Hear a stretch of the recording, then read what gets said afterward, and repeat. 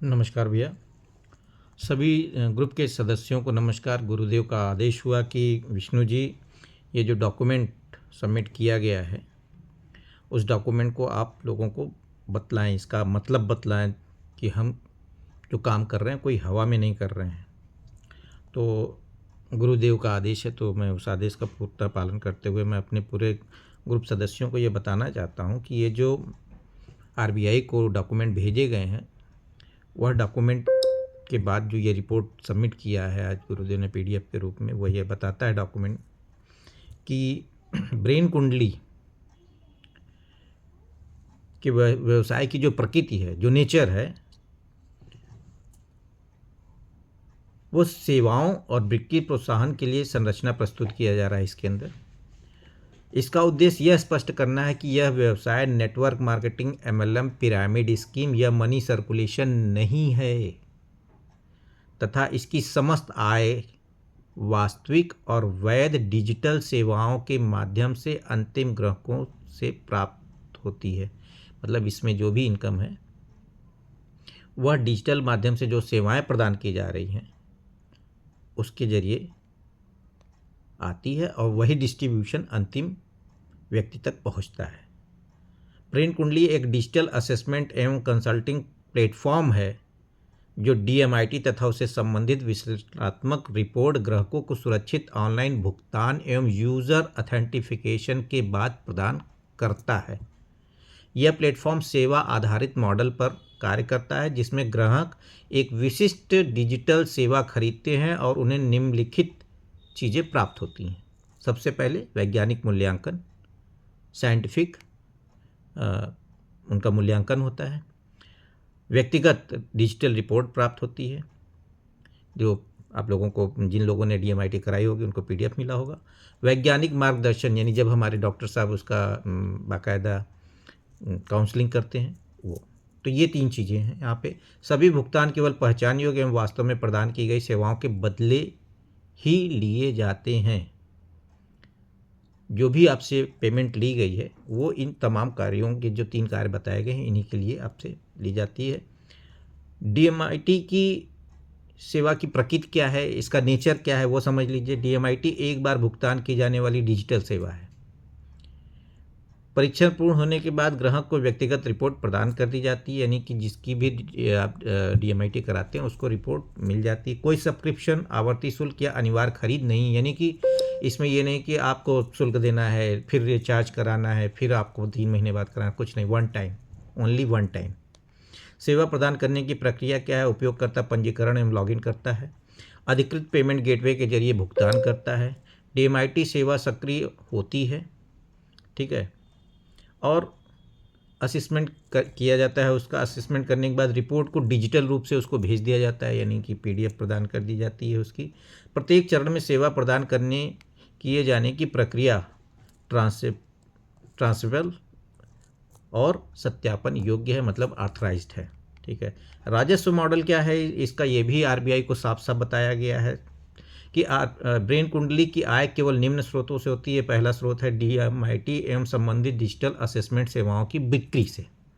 Company की आय निम्न से होती: सेवा उपयोगकर्ता की भर्ती, मेंबरशिप शुल्क, प्रवेश शुल्क, डाउनलाइन निवेश या निष्क्रिय आय, पैसिव इनकम। ऐसा कंपनी कोई वादा नहीं करती, इस तरीके का हम कोई भी शुल्क नहीं लेते, इस तरह से हम कोई भी आय नहीं करते।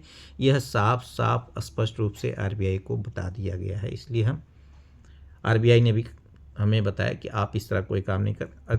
आगे आप देखिए, राजस्व किसी भी सास या ऑनलाइन सेवा प्लेटफॉर्म के समान लेन देन आधारित है। जैसे कि ऑनलाइन और चीज़ें हम लेते हैं, आप किसी भी ऑनलाइन सेवा से आप सामान मंगाते हैं, पैसे देते हैं, सामान लेते हैं। यहाँ पे भी आपने हमसे एक सेवा ली, डीएमआईटी टेस्ट हमसे कराया, उसकी हमने आपको रिपोर्ट दी, उसकी हमने आपको काउंसलिंग की, उसी के बदले में हमको पेमेंट मिला, ठीक है। रेफरल एवं प्रोत्साहित संरचना है यहाँ पे। ब्रेन कुंडली एवं एक सेल्स रेफरल इंसेंटिव प्रोग्राम प्रदान करता है, जिसे अक्सर नेटवर्क मार्केटिंग समझ लिया जाता है। यह अनुभाग इस अंतर को स्पष्ट करता है। इस सेक्शन में ये बताया गया है कि जो यहाँ रेफरल प्रोग्राम है, इस प्रोग्राम को एमएलएम सिस्टम न समझा जाए। ये रेफरल प्रोग्राम है और आपको जानकारी के लिए मैं एज ए वकील, एक जिम्मेदार व्यक्ति के नाते ये बता रहा हूँ कि चाहे वो आज जितने भी हमारे ऑनलाइन सर्विस प्रदाता कंपनियां हैं, जैसे अमेजॉन हो गई, फ्लिपकार्ट हो गई, मीशो हो गई, तमाम कंपनियां हैं, आप इसमें भी रेफरल प्रोग्राम चलता है। इनके रेफरल प्रोग्राम से आज लोग लाखों करोड़ों रुपए घर बैठे कमा रहे हैं डिजिटल प्रमोशन के जरिए। जैसे आज यूट्यूब के प्रमोशन में भी लोगों को पैसा मिल रहा है, इंस्टा के प्रमोशन से भी पैसा मिल रहा है। तो इसी तरीके से ये भी एक रेफरल प्रोग्राम है जहाँ पे लोग पैसे कमाते, इसका भी स्पष्ट रूप से उन्हें बता दिया गया है। अब ये रेफरल प्रोग्राम जो है ये 12 लेवल का है। इस रेफरल प्रोग्राम का जो लेवल 12 रखा गया, इसकी भी सेल्स कमीशन की जो विवरण है वह भी आरबीआई को सबमिट की गई है। यह बहुस्तरीय संरचना केवल सेल्स कमीशन वितरण के लिए है। इस प्रकार के मॉडल निम्न क्षेत्रों में उपयोग होते हैं, जैसे बीमा agency, real estate broker network, affiliate platform, जैसे मैंने अभी आपको बताया है अमेजॉन और फ्लिपकार्ट। बीमा एजेंसी के रूप में देखें तो जो सेल्स मैनेजर से लेकर के बीमा एजेंट तक जो भी कमीशन डिस्ट्रीब्यूशन का एक चक्र होता है, किसी को ज़्यादा, किसी को कम, किसी को कम, इस तरीके से एक पूरा, वो भी एक रेफरल प्रोग्राम की तहत। फ्रेंचाइजी रेफरल सिस्टम, जब हम किसी की फ्रेंचाइजी लेते हैं, जैसे मैकडोनाल्ड हो गया या डोमिनोज हो गया, ये फ्रेंचाइजी मोड पे चलते हैं, इनके भी इसी तरीके से इनकम का डिस्ट्रीब्यूशन किया जाता है। अब आप ये जान लीजिए कि यह नेटवर्क मार्केटिंग या एमएलएम क्यों नहीं है। ज्वाइन कराने पर कोई आय नेटवर्क मार्केटिंग में होती है, यहाँ कोई आय नहीं है। अनिवार्य खरीद है जो एमएलएम में होती है, यहाँ कोई अनिवार्य खरीद नहीं है। उपयुक्त उत्पाद बिक्री बिना कमाई वहाँ हो सकती है, यहाँ नहीं है। भर्ती आधारित आय नहीं है। वास्तविक डिजिटल सेवा अक्सर एमएलएम कंपनियों में नहीं होती है, यहाँ पे है। तो इस तरीके से ब्रेन कुंडली पूर्ण रूप से सेवा आधारित डिजिटल कॉमर्स मानकों का पालन करती है। इसलिए आरबीआई के सारे नियमों को पालन करते हुए, भारतीय नियमों का अनुपालन करते हुए, या कोई मनी सर्कुलेशन नहीं है, कोई निवेश आमंत्रण नहीं है, कोई गारंटीड आय या आरओआई नहीं है, आय प्रदर्शन आधारित एवं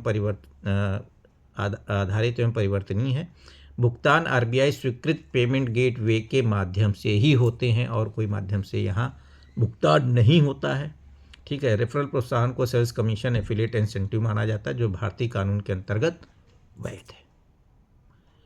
तो निष्कर्ष के रूप में अगर मैं कहूँ एक लाइन की बात, तो आप इसको पूरी तरह से सुरक्षित मानिए। कहीं भी कोई लोचा या परेशानी नहीं है।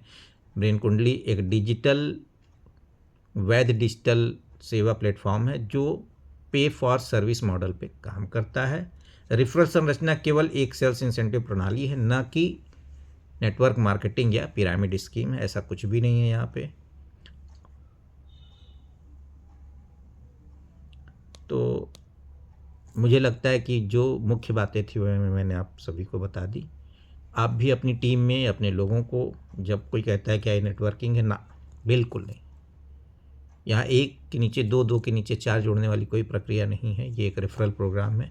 आपने टेस्ट कराया, आपको टेस्ट अच्छा लगा, आपने अपने बच्चे का टेस्ट कराया, अच्छा लगा, आप अगर किसी दूसरे को अपने रेफरल के जरिए कराते हैं तो एक रेफरल इंसेंटिव आपका बनता है। वो डॉक्टर साहब की कंपनी ब्रेन कुंडली की तरफ से आपको आता है और वो एक प्रॉपर पेमेंट गेटवे के जरिए ही आता है, और पेमेंट भी कंपनी को एक पेमेंट गेटवे के जरिए ही जाती है। तो ये पूरी तरीके से आरबीआई के देखरेख में चल रहा एक सुरक्षित प्रोग्राम।